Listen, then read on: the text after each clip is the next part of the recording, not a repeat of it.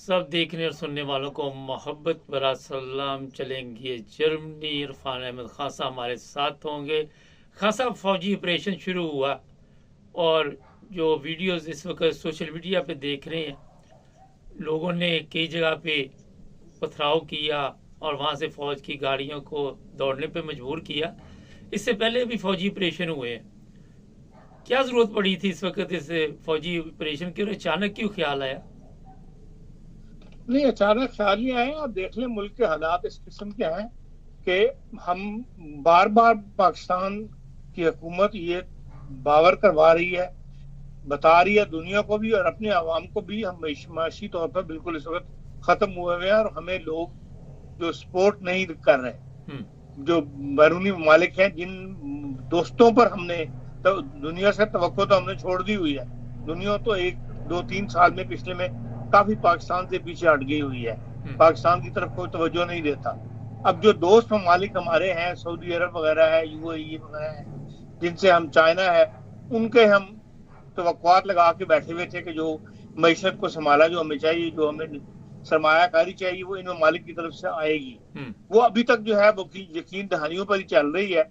उसकी कोई वाज़ेह पिक्चर जो है सामने नहीं आई। जहां भी जाते हैं वो रेफरेंडम पर साइन हो जाते हैं, कोई एक्चुअल पोजीशन सामने नहीं आती कि फलाना मुल्क फलानी फील्ड के अंदर इतनी इन्वेस्टमेंट लेकर आ रहा है। तो हालात इस नाइट पर पहुंचे हुए और सब की तरफ से यही कहा जा रहा है कि पाकिस्तान में इंतहा पसंदी बहुत ज्यादा है, हमारी सेफ्टी हमें चाहिए। जाहिर है जो बंदा मिलियंस लेकर आएगा वो अपनी इन्वॉल्वमेंट भी चाहेगा कि उनका स्टाफ या उनके मुकर्रर करदा लोग जो है वो यहाँ इन्वॉल्व हों।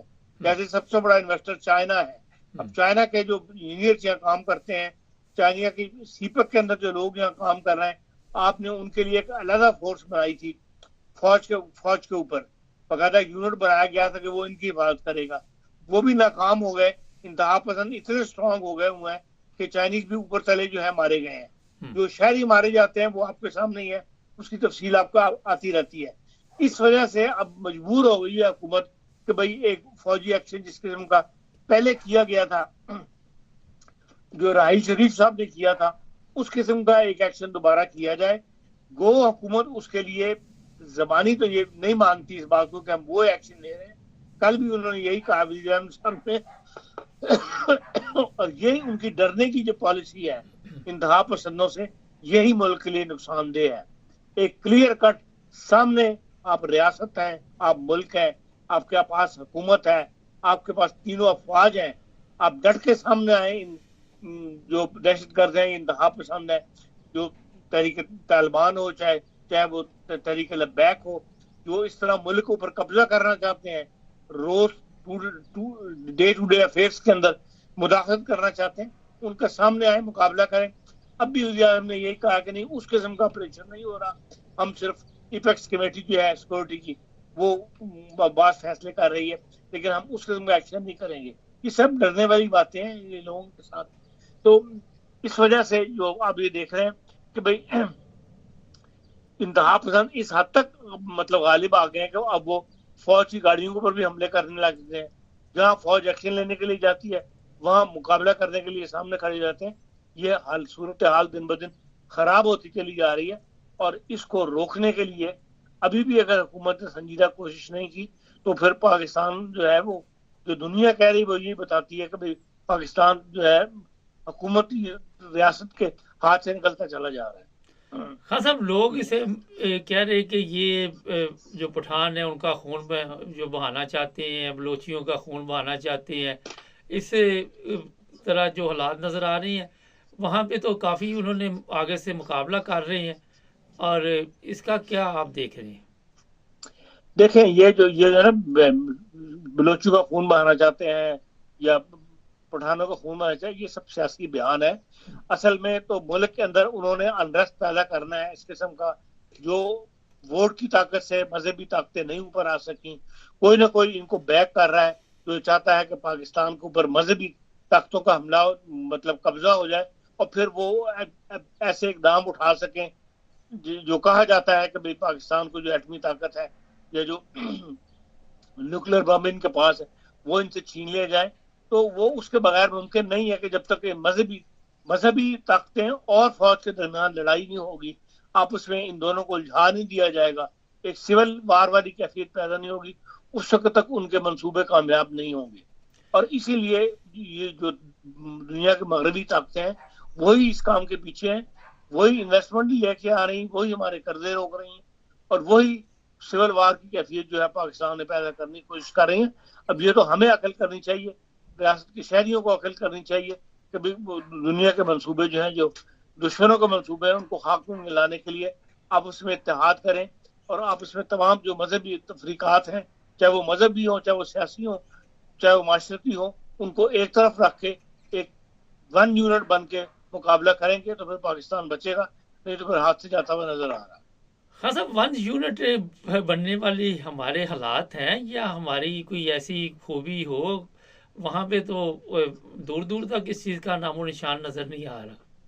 بارک صاحب، یہی مسئلہ ہے کہ یہ چیزیں جو ہے ساری نہ تو ایک دن میں ڈیولپ ہوتی ہیں اور نہ ہی ایک دن میں ان پہ قابو پایا جا سکتا ہے۔ یہ ایک ضیاء الحق کے زمانے سے جو یہ پروسیجر چلا تھا، بڑھتے بڑھتے پھیلتے اب اس سٹیج پر آ گیا ہے کہ آپ ہر بندے کی سوچ دیکھ لیں، ہر سوسائٹی کی سوچ دیکھ لیں، علیحدہ ہو چکی ہے۔